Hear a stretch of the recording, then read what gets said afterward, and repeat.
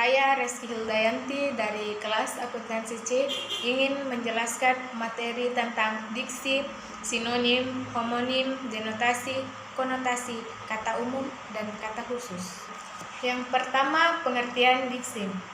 Pengertian diksi di sini adalah suatu pilihan kata yang tepat dan selaras dengan penggunaannya dalam menyampaikan sebuah gagasan atau cerita yang meliputi gaya bahasa, ungkapan, pilihan kata, dan lain-lain, sehingga didapatkan efek sesuai dengan yang diinginkan.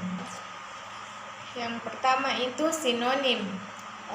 Maksudnya sinonim adalah kata yang mempunyai arti yang sama dengan kata yang lain, atau suatu kata yang memiliki bentuk yang berbeda namun memiliki arti atau pengertian yang sama atau mirip. Contoh dari sinonim itu yang pertama itu semoga saja Bu Sinta itu tidak berdusta, karena organisasi tidak menyukai orang yang suka berbohong. Sinonim kata yang diambil itu berdusta, artinya berbohong. Contoh yang kedua, mobil Pak Tono dibeli dengan cara kredit, karena ia lebih suka mencicil daripada membayar penuh. Sinonim dari kata kredit yaitu mencicil. Contoh yang ketiga yaitu nama Latin dari bunga bangkai adalah Rafflesia amoldi. Sinonim kata dari bunga yaitu kembang. Yang kedua itu homonim. Artinya homonim adalah suatu kata yang memiliki makna yang berbeda tetapi lafal atau ejaan sama.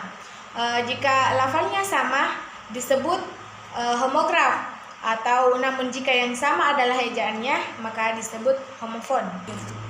Contohnya yang pertama yaitu hak sepatunya patah ketika ia berjalan. Hak di sini bermakna telapak sepatu pada bagian tumit yang relatif tinggi. Contoh yang kedua, saya sudah bisa menyetir mobil. Artinya di sini yang bisa itu berarti dapat. Yang ketiga, denotasi. Artinya denotasi adalah makna yang sebenarnya yang sama dengan makna lugas untuk menyampaikan sesuatu yang bersifat faktual. Makna pada kalimat yang denotatif tidak mengalami perubahan makna. Contohnya yang pertama, Mas Parto membeli susu sapi. Terus yang contoh yang kedua, dokter bedah itu sering berpartisipasi dalam sunatan massal. Yang keempat, konotasi. Di sini konotasi artinya adalah makna yang bukan sebenarnya, yang umumnya bersifat sindiran dan merupakan makna yang denotasi mengalami penambahan. Contoh yang pertama yaitu Bu Marcella sangat sedih karena terjerat hutan lintah darat. Maksudnya di sini lintah darat itu rentenir. Contoh yang kedua dari contoh di atas yaitu masalah sudah begitu runyam, namun Dario masih belum mau angkat bicara. Artinya ini angkat bicara berarti Aryo belum ingin memulai bicara. Selanjutnya yang kelima, kata umum dan kata khusus. Maksudnya di sini kata umum ialah kata-kata yang memiliki makna dan cakupan pemakaian yang lebih luas. Kata-kata yang termasuk dalam kata umum disebut dengan hipemim. Dan sedangkan kata khusus ialah kata-kata yang ruang lingkup dan cakupan maknanya lebih sempit atau bisa disebut juga dengan hiponim. Pada umumnya, kata umum memiliki beberapa macam kata khusus, meskipun kata-kata khusus memiliki bentuk yang berbeda. Maknanya tetaplah sama dengan makna kata umum. Penggunaan kata umum dan kata khusus, contohnya yaitu ayah melihat adiknya yang sedang dirawat di rumah sakit. Contoh pertama. Contoh yang kedua yaitu ayah menengok adiknya yang sedang dirawat di rumah sakit. Contoh yang ketiga, ayah melirik adiknya yang sedang sakit di rumah sakit.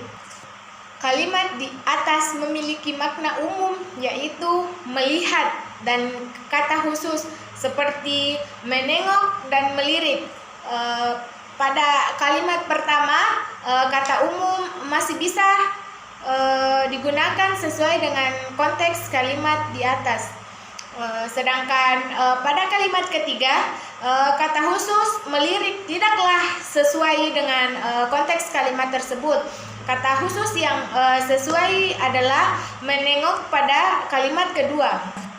Contoh lain dari contoh yang ada di atas yaitu yang pertama, Pak Ujang membawa karung beras yang sangat berat. Terus contoh yang kedua, Pak Ujang memikul karung beras yang sangat berat. Yang ketiga, Pak Ujang menjinjing karung beras yang sangat berat. Terus kata khusus dari kata umum membawa yang tepat sesuai dengan konteks di atas adalah memikul. Sedangkan menjinjing tidaklah tepat digunakan dalam konteks. Sedangkan menjinjing tidaklah tepat digunakan dalam konteks kalimat tersebut.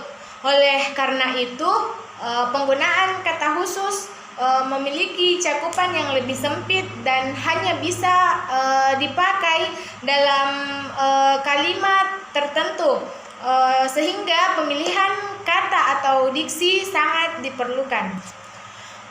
Contoh kata umum dan kata khusus.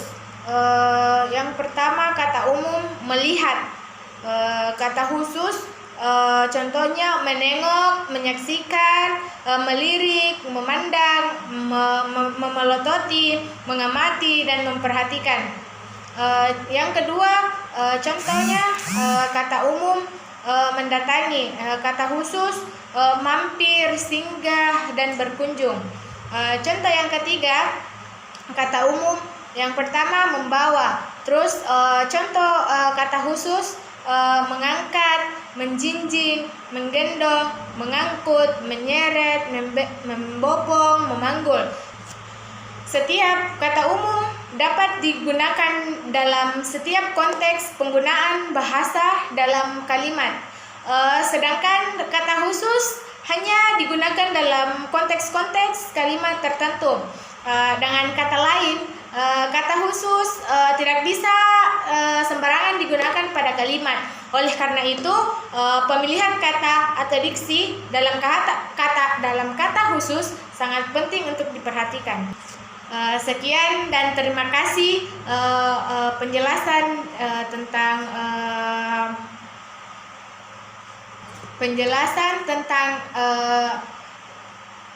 tentang diksi, sinonim, homonim, denotasi, konotasi, kata umum, dan kata khusus.